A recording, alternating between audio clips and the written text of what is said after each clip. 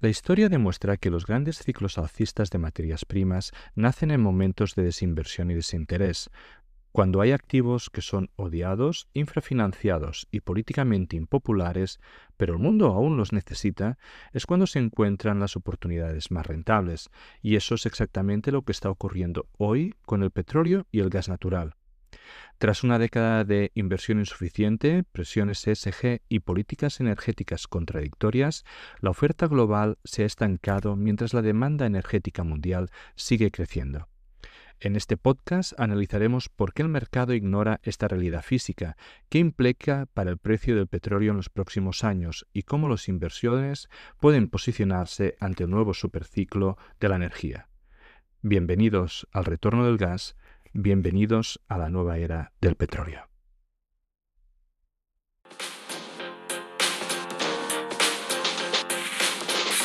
Bienvenidos amantes del subsuelo, esto es Charlando de Minas, el primer y único podcast en español dedicado a la inversión minera.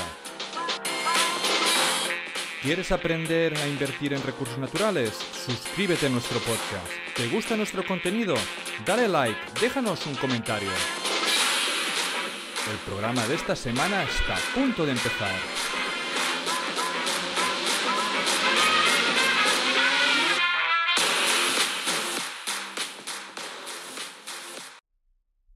A todos aquellos que habéis llegado hasta aquí y escucháis este podcast de forma semanal, muchas gracias. Pero os voy a pedir un único favor. Haced como el 30% de los siguientes que está suscrito desde la plataforma que lo escuchéis y suscribiros a la red social que más uséis. Haciendo este pequeño gesto, que es el único favor que os voy a pedir, nos ayudaréis a llegar a mucha más gente y poder atraer mejores invitados. Otra vez, gracias por estar aquí y os dejo con el episodio de hoy.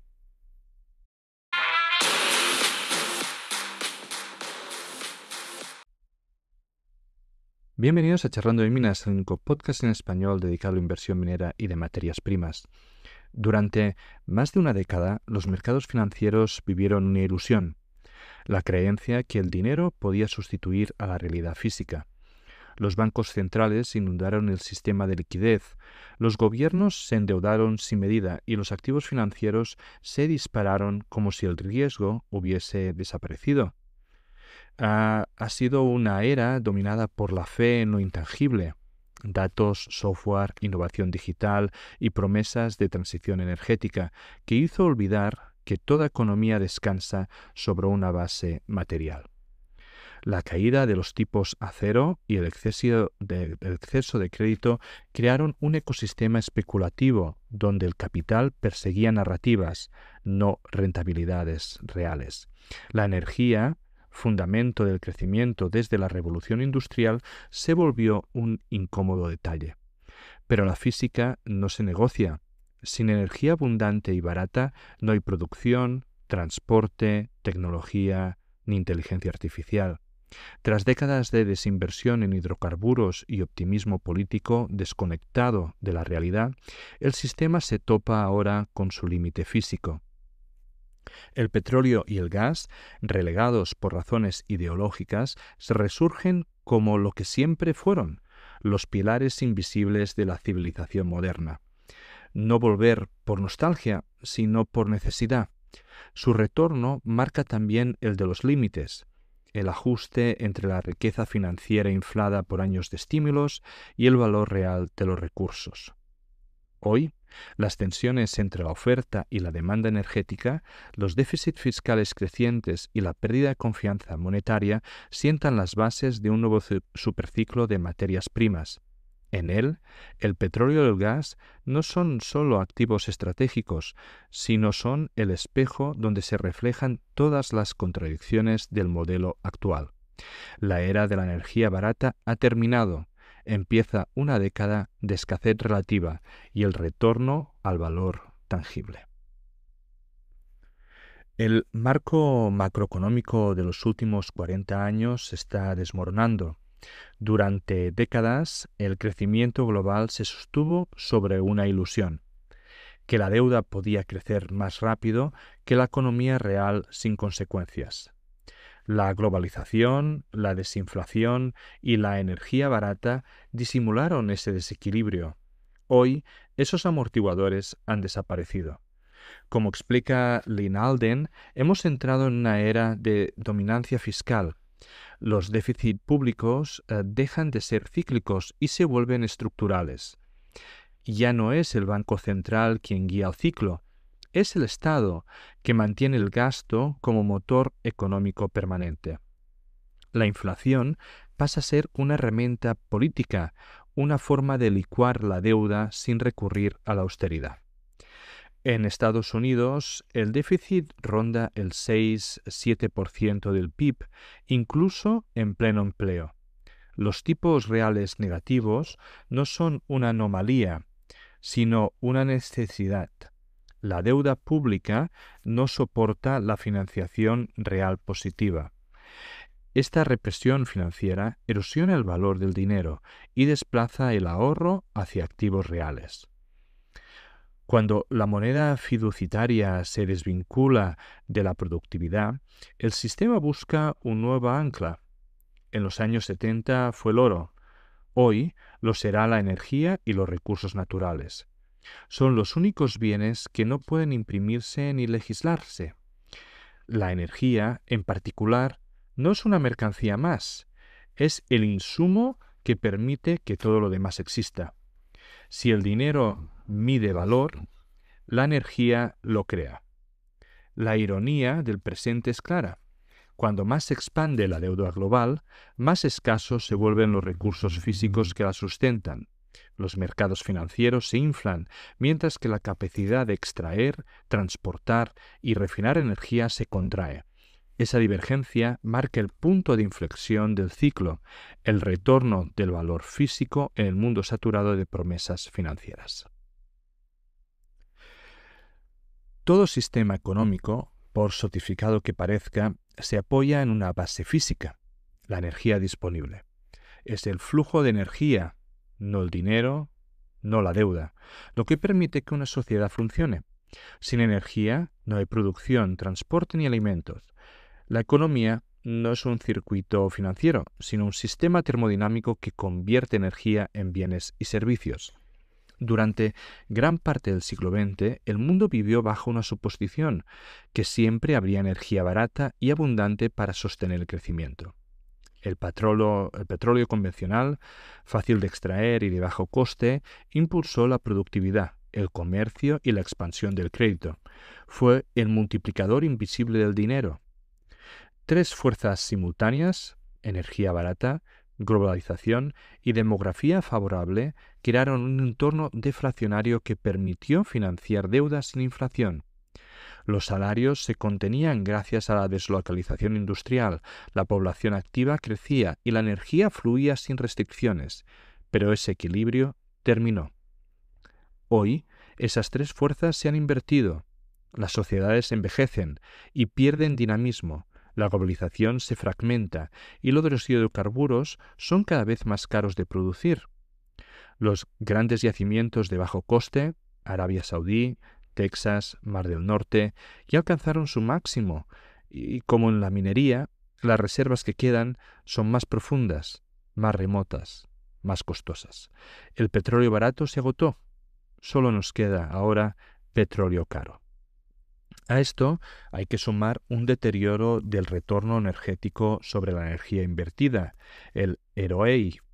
En los años 30, un barril invertido volvía a 100. Hoy, en muchos yacimientos convencionales, apenas devuelva 10. Cada vez necesitamos más energía para obtener la misma energía. En términos físicos, el mundo se empobrece aunque el PIB sigue creciendo. Las renovables tampoco son una solución completa. La solar y la eólica son intermitentes, dependen de materiales críticos y requieren enormes cantidades de acero, cobre, litio y diésel para su despliegue. Por esto, desde este podcast defendemos la energía nuclear como la única fuente limpia de alta densidad de forma continua que puede solucionar esto. Sin embargo, los gobiernos occidentales siguen ignorándola, retrasando una transición que, paradójicamente, si no es la nuclear, necesitará combustibles fósiles para construirse. La narrativa política promete descarbonización acelerada, pero la física impone sus límites. La economía moderna necesita flujos energéticos estables y la electricidad intermitente no puede sustituir al petróleo en transporte, aviación o agricultura. La transición no es una sustitución rápida, sino una lenta reconfiguración del sistema. Por eso, incluso en los escenarios más optimistas, los hidrocarburos seguirán aportando entre el 70 y el 80% del consumo energético mundial durante las próximas 2 décadas. La pregunta entonces no es si necesitamos energía fósil antes del 2030, sino ¿por qué actuamos como si ya no la necesitáramos? Vivimos una de las paradojas más notables del sistema económico contemporáneo. El activo más estratégico del planeta cotiza como si se hubiera terminado.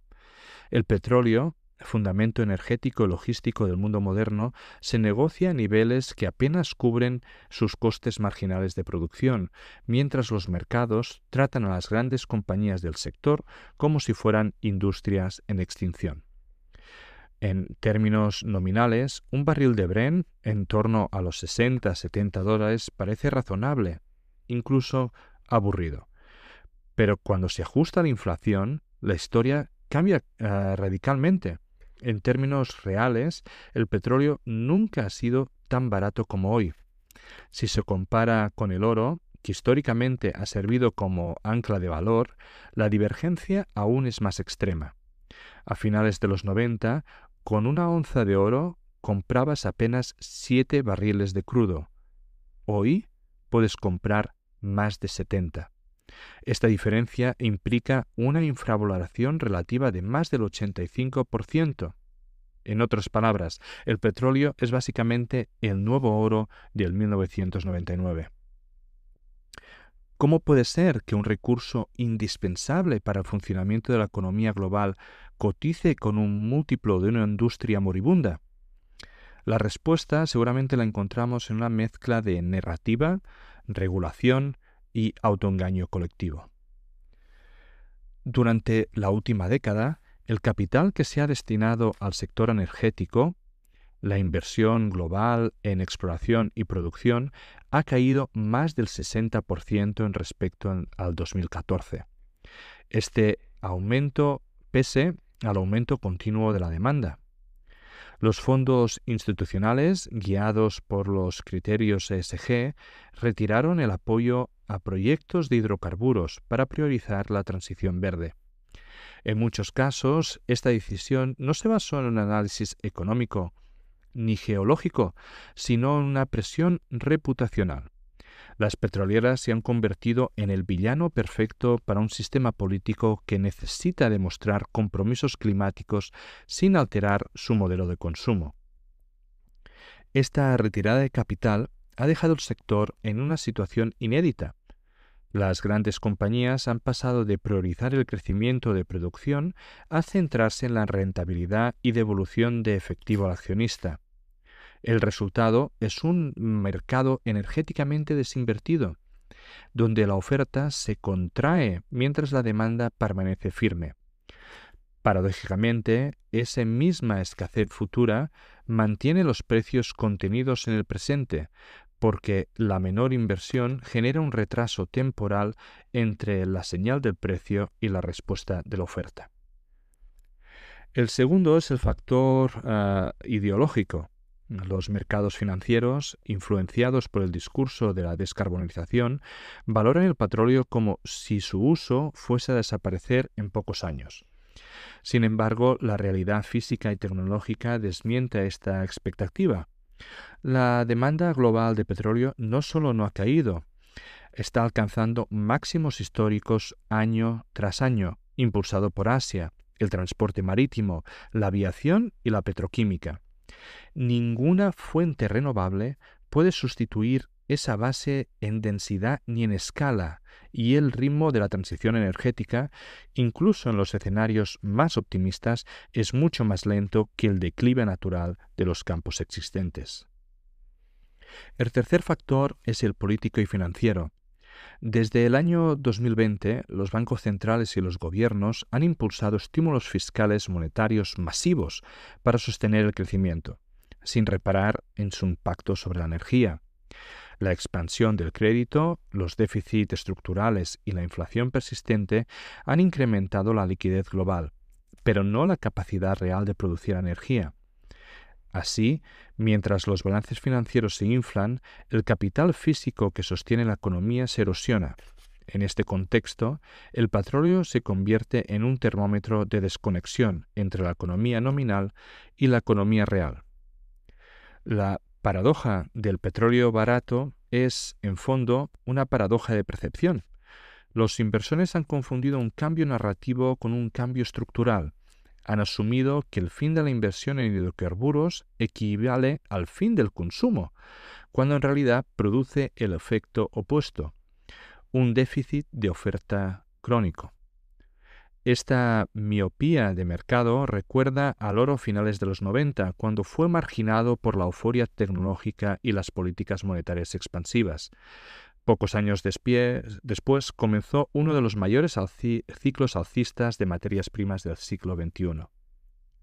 Hoy, la historia se repite con un distinto protagonista: el petróleo, el activo más odiado, el políticamente más incorrecto y, por lo tanto, el más infravalorado. La brecha entre su precio financiero y su valor energético real representa una oportunidad histórica. En el corto plazo, las narrativas ESG y las políticas de descarbonización pueden mantener el precio contenido. En medio plazo, esa misma falta de inversión prepara el terreno para un repunte estructural que sorprenderá a muchos. En esta última instancia, la paradoja del petróleo barato no es solo un problema de precios, sino de visión colectiva. Mientras el capital huye de la energía, la realidad física del mundo sigue exigiéndola. Esa disonancia entre ideología y geología no puede sostenerse indefinidamente. Cuando el equilibrio se rompa, el reajuste no será gradual, será abrupto, y quienes entiendan esa paradoja antes de tiempo estarán posicionados para una de las mayores transferencias de riqueza en las próximas décadas. Ahora vamos a hablar de la oferta del petróleo, ya que el petróleo no se agota de forma súbita, se agota lentamente, campo a campo, pozo a pozo. Es una erosión silenciosa, constante y previsible. Cada año la producción mundial pierde de manera natural entre un 4 y un 6% de su capacidad, incluso sin crisis, sin guerras. Eso significa que, para mantener la oferta estable, la industria debería añadir el equivalente de la producción total de Irak o de México cada 12 meses.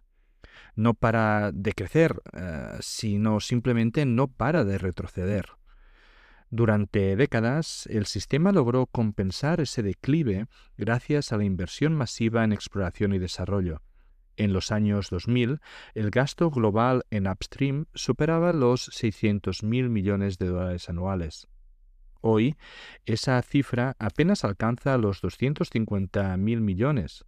Es decir, la industria invierte menos de la mitad de lo necesario para sostener el equilibrio. La diferencia no es un ajuste coyuntural, sino una decadencia estructural del ciclo inversor. Las causas son múltiples, pero todas convergen en un mismo punto: la desinversión forzada por políticas y por narrativa, las regulaciones climáticas, las restricciones ESG y la hostilidad de los mercados de capital han hecho que perforar un pozo sea casi un acto de resistencia institucional. El resultado es un vacío geológico y financiero, menos descubrimientos, menos reposición de reservas y menos infraestructura de reemplazo. Según datos de Rystad Energy, los descubrimientos de nuevos yacimientos en la última década fueron los más bajos desde los años 40, y los campos existentes por muy grandes que sean, tienen una vida útil limitada. Se extraen primero los mejores barriles, los más difíciles siempre van después. Y que los pozos sean grandes o sean descritos por algunos como inmensos, no significan que sean infinitos. Y creo que esa frase, de alguna forma, resume muy bien el momento actual. Durante los últimos 15 años, el único motor real de crecimiento fuera de la OPEP fue el shale estadounidense. Una revolución tecnológica que permitió al país pasar de importar a exportar crudo. Pero esa revolución ya ha alcanzado su límite físico y económico. Desde octubre del 24, la producción de las principales cuencas, Permian, Bakken, Eagle Ford, muestran una tendencia descendente. La productividad por pozo cae año tras año, y los nuevos pozos rinden menos, se agotan más rápido y requieren perforaciones más profundas y costosas. El modelo de shale se basaba en una combinación única: crédito barato, capital abundante y una geología favorable. Hoy, sin embargo, ninguno de estos tres factores existe. La deuda del sector limita su expansión, los costes financieros se han disparado con la subida de tipos y la mejor parte del terreno ya está perforada. Lo que queda exige más capital y ofrece menos retornos. Así que el sueño del shale, que permitió estabilizar los precios durante una década, se va desvaneciendo lentamente. Sin el shale como amortiguador, el equilibrio energético global depende otra vez de la OPEP+, un grupo heterogéneo donde el poder productivo se centra en pocos países con realidad políticas y sociales inestables. Arabia Saudí, Emiratos Árabes, Rusia e Irak controlan la mayor parte de la capacidad excedente. Pero incluso en esos países los márgenes se estrechan, las reservas fáciles están en declive, los proyectos de expansión enfrentan retrasos técnicos y los equilibrios internos dependen de precios altos para sostener subsidios y estabilidad social. Esta concentración de suministro añade un componente geopolítico crítico. El petróleo vuelve a ser un instrumento de poder. En los años de abundancia, el mundo disfrutó de una falsa sensación de seguridad energética. Hoy, esa red de seguridad se disuelve. Cada interrupción, una guerra, una sanción, un sabotaje, una huelga, tiene un impacto inmediato sobre los precios. La elasticidad de la oferta ha desaparecido. El desfase temporal entre la caída de la inversión y la caída de la producción garantiza que la tensión en la oferta emergerá de forma súbita, cuando ya sea imposible revertirla. El escenario que se perfila es claro: una oferta estructuralmente rígida enfrentándose a una demanda que no cede. En este contexto, incluso un crecimiento modesto del consumo bastará para tensionar los precios de manera permanente. El petróleo barato no es un síntoma de abundancia, sino de complacencia. Es la calma antes del ajuste. Si pasamos a la demanda global de petróleo, no se está extinguiendo, se está reconfigurando, ya que el consumo no cae, cambia de lugar, de sector y de intensidad. En los países desarrollados puede estabilizarse o incluso declinar lentamente, pero en los emergentes crece con fuerza. El resultado neto es una demanda mundial que sigue firme y estructuralmente elevada, sostenida por la realidad física de un planeta que aún se mueve, produce y transporta gracias a los hidrocarburos. Más del 90% del transporte mundial depende directamente del petróleo, y eso es por carretera, mar y aire. No existe una alternativa industrial viable que pueda sustituirlo en la próxima década. Los camiones que mueven alimentos y mercancías, los barcos que conectan continentes y los aviones que sostienen el comercio global no funcionan con baterías ni con paneles solares. La densidad de energía de los combustibles líquidos sigue siendo insuperable. La electricidad puede mover coches, pero el diésel mueve la civilización. La electrificación avanza, pero sobre una base que sigue siendo fósil.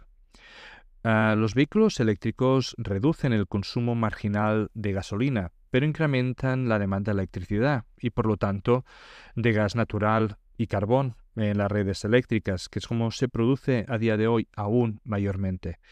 Cada nuevo coche eléctrico implica más cobre para los motores, más níquel y litio para las baterías y más energía para fabricar y transportar todos esos materiales.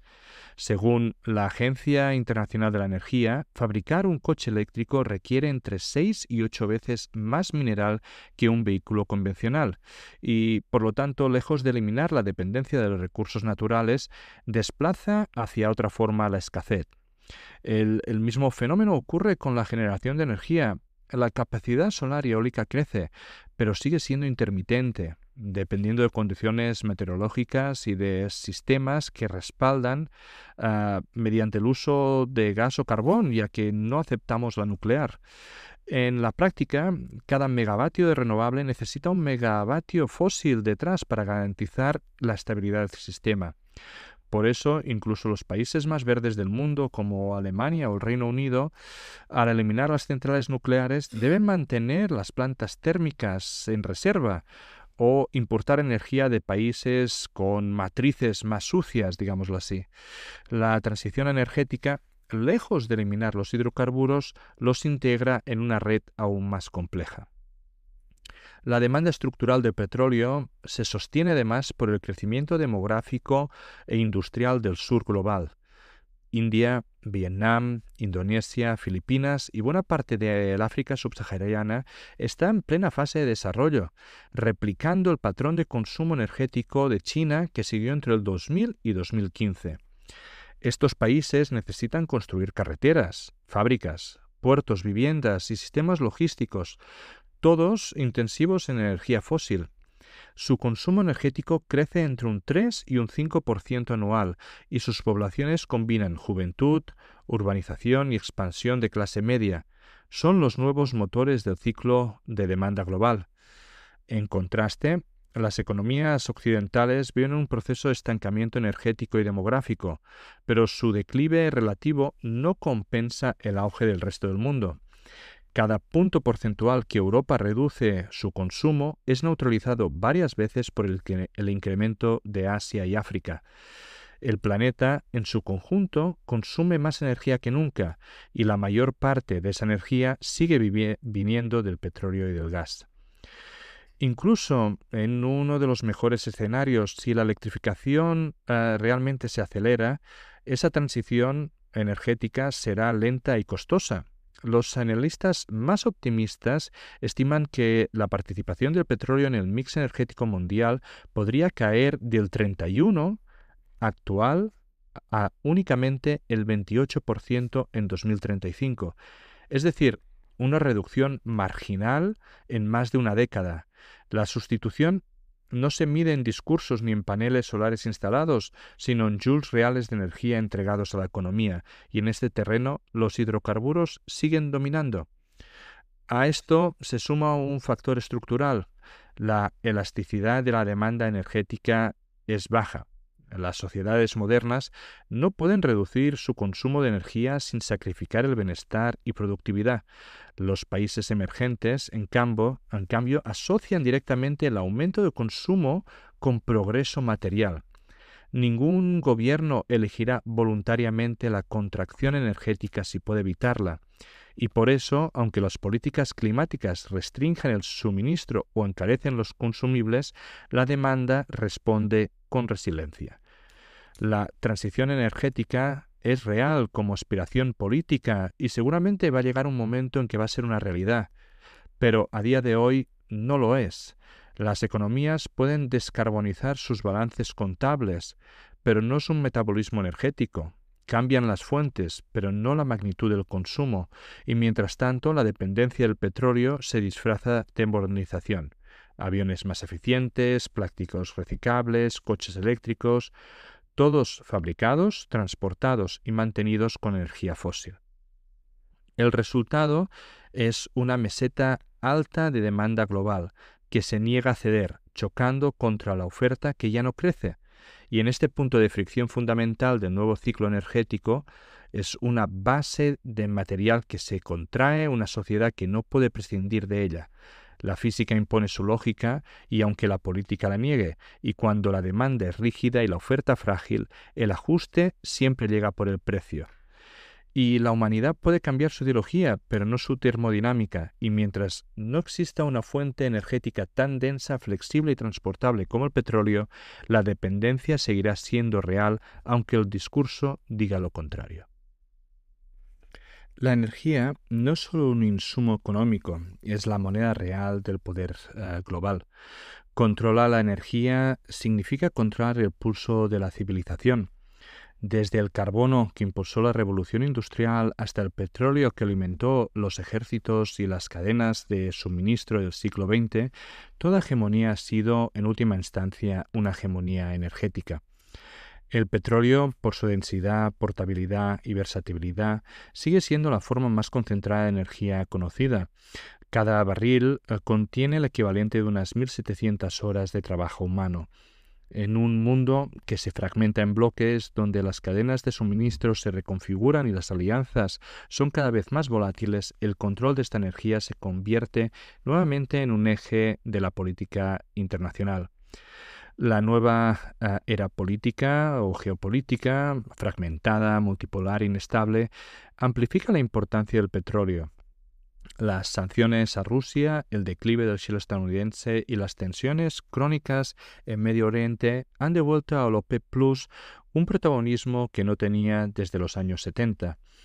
Este grupo, liderado por Arabia Saudí y Rusia, controla más del 40% de la producción mundial y cerca del 80% de las reservas probadas. En un mercado cada vez más ajustado, esa concentración equivale a un poder de veto sobre la estabilidad económica global.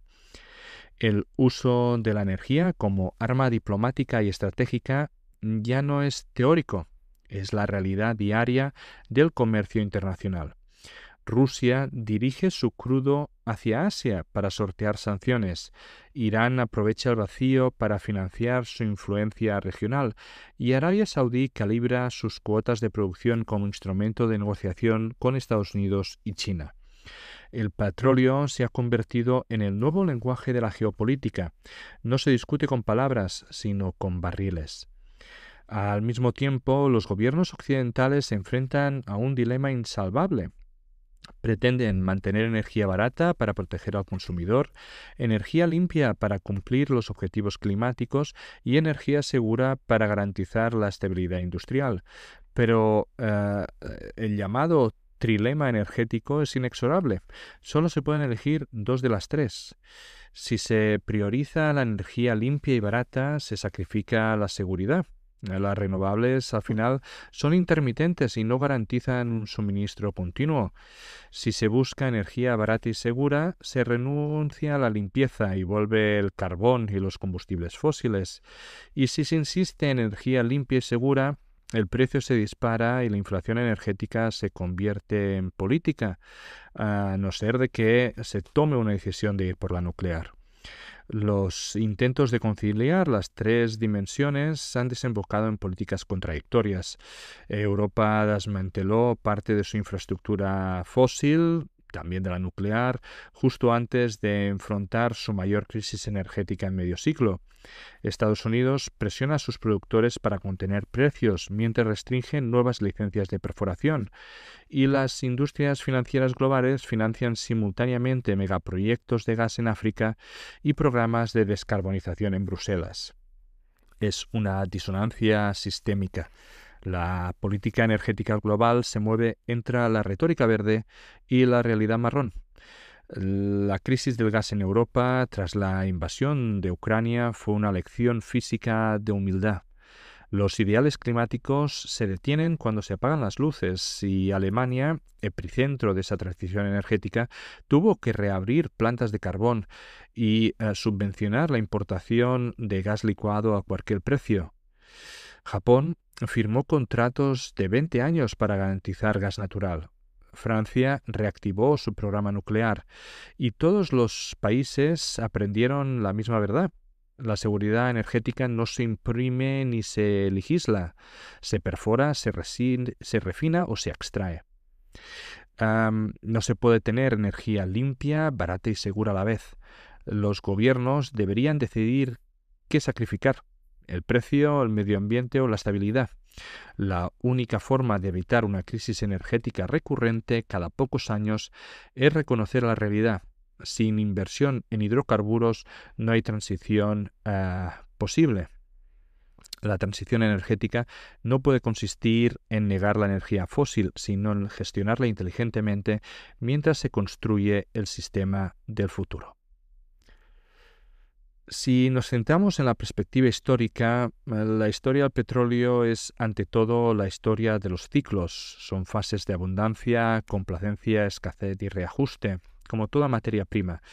Pero ningún otro activo condensa tan claramente la dialéctica entre el tiempo geológico y el tiempo financiero. Cada auge nace del olvido del anterior, cada crisis del exceso de confianza. En los 70, Estados Unidos alcanzó su pico de producción convencional. El país que había dominado el mercado mundial durante medio siglo comenzó a declinar, y con ello se quebró la ilusión de la energía infinita. Apenas 3 años después, la guerra del Yom Kippur y el embargo árabe del 73 revelaron al mundo que el petróleo no era una simple commodity, era el poder concentrado en barriles. Los precios se cuadruplicaron, la inflación se desató y la geopolítica se reconfiguró. Las economías aprendieron a un coste inmenso que el control de la energía era base de la soberanía nacional. El segundo gran ciclo comenzó 3 décadas después, en los años 90. La sobreoferta del Mar del Norte, el Golfo de México y Alaska había devuelto la complacencia. El petróleo rondaba los $20 y el consenso era que el futuro pertenecía a la nueva economía digital. Pero en 2003 los principales yacimientos del Atlántico del Norte tocaron su techo de producción, justo cuando China se incorporaba plenamente al mercado global. La demanda industrial de Asia superó cualquier previsión y el sistema se tensó. Entre el 2004 y el 2011, el barril pasó de 25 a más de $120. Fue el superciclo de los BRICS, impulsado por la urbanización masiva, construcción, infraestructura y el auge de los commodities. La energía y los metales y los alimentos subieron al unísono. El petróleo volvió a ser el termómetro del crecimiento mundial. El tercer ciclo comenzó a gestarse en silencio tras el 2014. La irrupción del shale estadounidense, barato de financiar gracias a las tasas cero y crédito abundante, devolvió al mercado la sensación de abundancia. La OPEP perdió temporalmente su influencia y los precios cayeron por debajo de los $40. Durante casi una década, el sector fue castigado por su éxito, por el exceso de oferta, y la narrativa verde alejaron al capital. Las grandes petroleras redujeron inversión, exploradoras cerraron y los gobiernos declararon el fin básicamente del petróleo. Hoy el shale ha alcanzado su límite. La producción de los pozos declina, los costes financieros aumentan y las reservas dulces ya se han agotado. La inversión global sigue en mínimos relativos mientras la demanda se mantiene firme. El resultado es una paradoja. Los precios nominales parecen moderados, $60 o $70 el barril, pero en términos reales, comparados con otros activos, oro, cobre, la bolsa, el petróleo nunca ha estado tan barato. Es un punto de inflexión que precedió los ciclos anteriores, una infravaloración estructural de la energía justo antes del ajuste. Cada vez el mercado ha subestimado el declive natural de la oferta. La corrección posterior ha sido explosiva, no porque la demanda se dispare, sino porque la oferta no responde. Cuando el déficit físico se manifiesta, ningún algoritmo, ningún estímulo fiscal puede fabricar barriles.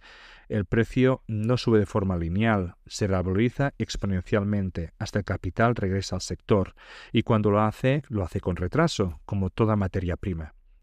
El petróleo no solo se encarece en estos ciclos, revaloriza toda la cadena de valor.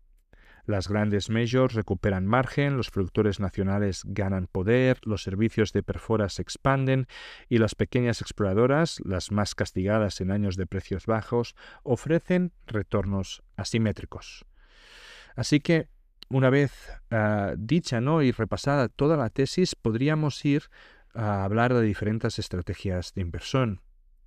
En el entorno actual, caracterizado por superinversión crónica, inflación estructural y volatilidad política, crean el entorno ideal para posicionarse de una forma selectiva y paciente en el sector energético, de una forma contraria, de una forma que sabemos que tenemos la razón, pero no sabemos cuándo el mercado nos la va a dar. La oportunidad no reside en adivinar el precio diario del barril, sino en entender el cambio de ciclo, el paso de una era del dinero barato y activos intangibles a otras donde se vuelve a anclar en lo físico. En este contexto, la estrategia más racional es ir acumulando activos energéticos reales, mientras los mercados los está infravalorando. A diferencia de las burbujas tecnológicas o financieras, donde el crecimiento depende de las expectativas, el valor energético descansa en realidades medibles, barriles o kilómetros de tubería. Así que podríamos decir que hay varias maneras de poder invertir. La primera sería seguramente una de las más simples y para aquellos que estén fuera del sector de las materias primas más obvias, que son las compañías integradas. Las grandes petroleras, ¿no?, que tienen toda la cadena de valor, como ExxonMobil, Chevron, Shell, Total Energies, BP, representan la columna vertebral del sector. Son empresas en las cuales han sobrevivido todas las fases del ciclo y que desde el embargo del 73 hasta el colapso de Shell del 2020 y hoy combinan, ¿no?, una disciplina de capital inédita y una estructura financiera sólida, bajo apalancamiento, márgenes positivos, incluso con el crudo por debajo de 60 y flujos de caja récord. Entonces, ¿qué podría pasar si se multiplicara por varias veces el precio del crudo? ¿Cómo serían sus márgenes? ¿Cómo se revalorizarían? Mientras muchos sectores cotizados dependen de los tipos de interés bajos para justificar sus valoraciones, las majors generan rendimientos reales sobre activos tangibles, pagan dividendos sostenibles, normalmente alrededor del 4%, recompran acciones y mantienen balances más limpios que buena parte del S&P 500. Sin embargo, cotizan a múltiples de price to cash flow entre 5 y 7 veces, que es la mitad de sectores verdes con flujos de caja mucho más inciertos. En un entorno de inflación persistente y deuda pública creciente, estas compañías se convierten en un refugio de valor real, producen lo que el mundo no puede dejar de consumir y distribuyen beneficios tangibles y mantienen exposición directa a los precios de la energía. Si nos centramos con el gas natural y el LNG, ocupa un lugar intermedio, ¿no?, entre la era fósil y la transición energética. Es la fuente que mantiene encendido el sistema eléctrico global mientras las renovables maduran. El auge del gas natural licuado ha convertido a Estados Unidos, Canadá y Australia en los nuevos polos de exportación y redefiniendo el mapa energético mundial. Las empresas expuestas al LNG, como Cheniere Energy, Tourmaline Arce Resources, EQT, entre otras, se benefician de margen crecientes y contratos a largo plazo indexados a precios internacionales. La demanda estructural de gas seguirá en aumento, impulsado por Europa, que busca diversificar su dependencia de Rusia, y por Asia, que necesita energía flexible y transportable. El gas, además, es una materia prima que se ha nominado de transición. Reduce emisiones frente al carbón y estabiliza las redes eléctricas renovables. En términos de inversión, combina ciclicidad moderada con visibilidad de flujo. Su papel geopolítico lo convierte en un activo estratégico, especialmente en jurisdicciones seguras y fiscalmente predecibles como Norteamérica. Otra forma de exponerse al sector es mediante el midstream, que normalmente pasa por debajo del radar mediático. Son el sector de oleoductos, gaseoductos, terminales y almacenamiento, que al final constituyen la columna vertebral logística del sistema energético. Su atractivo radica en estabilizar, cobrar tarifas reguladas o indexar a la inflación por transportar energía, sin depender directamente del precio del barril. Empresas como Enbridge, Kinder Morgan, Williams, Thyssenkrupp Energy o NOK ofrecen rendimientos por dividendo entre el 5 y el 7, flujos de caja previsibles y contratos a largo plazo respaldados por activos físicos imposibles de replicar. En un entorno de inflación, esta infraestructura actual, como el bono real como cobertura energética, y además muchos operadores de midstream están integrando almacenamiento de dióxido de carbono y transporte de hidrógeno, que por lo tanto amplían su portfolio y su relevancia en un nuevo paradigma energético más verde. Otra forma de invertir al final sería también la exploración, que es un segmento que representa el componente más asimétrico de la tesis. Más riesgo, pero también más multiplicación del valor en escasez. Las regiones con potencial probado y un riesgo geopolítico asumible son la Guayana, el offshore brasileño, Namibia, Costa de Marfil o el oeste de África, que concentran los descubrimientos más prometedores de la última década. Compañías como Hess, que ahora forma parte de Chevron, Kosmos Energy, Toulon Oil, Africa Oil, EcoAtlantic o Petrobras operan en entornos donde el coste por descubrimiento del barril es bajo y el potencial de reservas elevado. Cuando el ciclo alcista se consolide, estas empresas serán las primeras en revalorizarse y el mercado pasa de ignorarlas a sobreexponerlas en cuestión de meses. La clave está en seleccionar jurisdicciones con estabilidad física relativa y aliados estratégicos sólidos, como por ejemplo en la Guayana, con ExxonMobil, en Brasil, con Petrobras y Shell, evitando aquellas donde la inseguridad jurídica y el riesgo de naturalización diluyen los retornos. Y finalmente tenemos las de logísticas. El petróleo y el gas no están exentos de riesgos. La volatilidad forma parte de su ADN. Los precios del crudo reflejan no solo las leyes de la oferta y la demanda, sino también los impulsos del miedo, la política y el crédito. En el corto plazo puede moverse con violencia en ambas direcciones, pero en largo responden a una realidad física que ninguno puede alterar. El primer riesgo evidente es macroeconómico. Una recesión global provocada por un endurecimiento monetario, una crisis de deuda o un shock financiero podrían reducir temporalmente la demanda y presionar los precios a la baja. Las desaceleraciones suelen provocar correcciones abruptas en el precio del barril, como ocurrió en 2008 o 2020. Pero estos episodios, lejos de invalidar la tesis, la refuerzan. Son las purgas que limpian el exceso financiero y preparan el terreno para el siguiente ciclo. Tras cada caída profunda, la recuperación ha sido más rápida y más pronunciada, porque el declive geológico de la oferta no se detiene durante las recesiones. El segundo riesgo es político y intervencionista. Los gobiernos, enfrentados a la inflación energética y a la presión social, tienden a actuar con medidas a corto plazo. Liberación de reservas estratégicas, subsidios al consumo, impuestos extraordinarios a las petroleras o límites artificiales a los precios. Estas políticas suelen ofrecer un alivio temporal, pero generan un efecto de segundo orden. Desincentivizan la inversión, distorsionan los flujos comerciales y agravan la escasez futura. En términos históricos, cada ciclo de control político sobre energía termina desembocando en una mayor volatilidad y menor oferta. El tercer riesgo es el financiero y psicológico. La energía es el activo más volátil de los grandes mercados. porque concentra todas las tensiones del sistema: inflación, geopolítica, crédito, demanda industrial. Los movimientos especulativos amplifican los picos y los valles, generando lo que muchos inversores interpretan como riesgo, cuando en realidad es una oportunidad de entrada malentendida. En las fases bajas del ciclo, cuando los múltiplos se comprimen y los titulares proclaman el fin del petróleo, es cuando se siembran las rentabilidades futuras. Frente a estos riesgos, la oportunidad estructural es abrumadoramente mayor.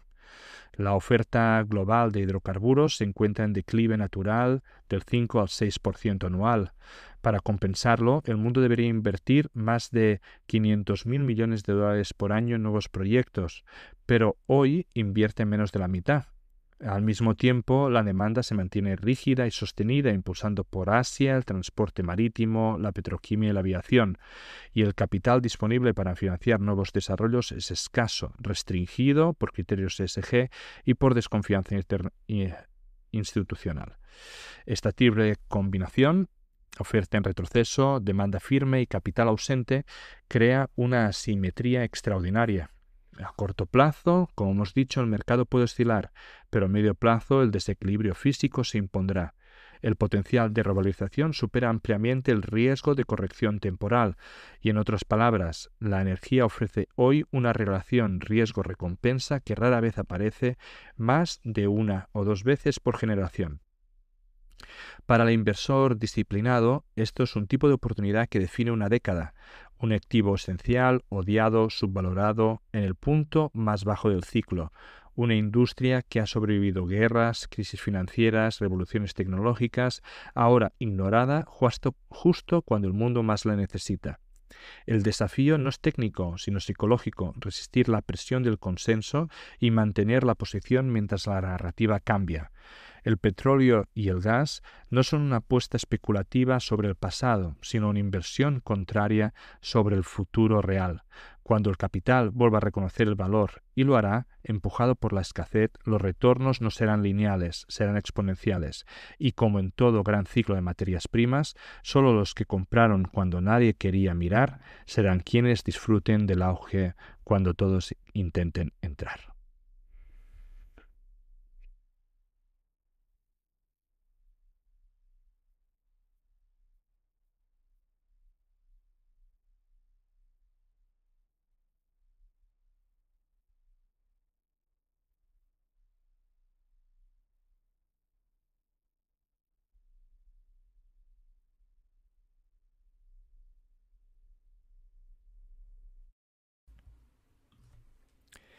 Descargo de responsabilidad. Los contenidos que aparecen en Charlando de Minas no son recomendación de inversión. Amadeo Bonet y sus invitados no son asesores de inversión. Los autores pueden tener algún interés en las compañías que se mencionan en esta publicación. Igualmente pueden tener sesgos y no ser imparciales. La información en esta publicación y de todas otras de Charlando de Minas son impersonales por naturaleza y de carácter generalista y deben ser consideradas como un producto de entretenimiento. Recuerda que el riesgo mínimo de cualquier inversión mencionada en este vídeo es el 100% del capital.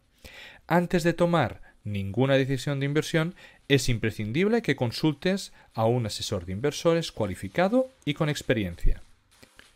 Estas emisiones son un relato personal de mi aprendizaje en el mundo de los recursos naturales. En este podcast intentaremos traer empresas, comentar tesis de inversión y hablar con gente relevante en el sector. Si te gusta, dale like y suscríbete. Soy Amadeo Bonet y esto es Charlando de Minas.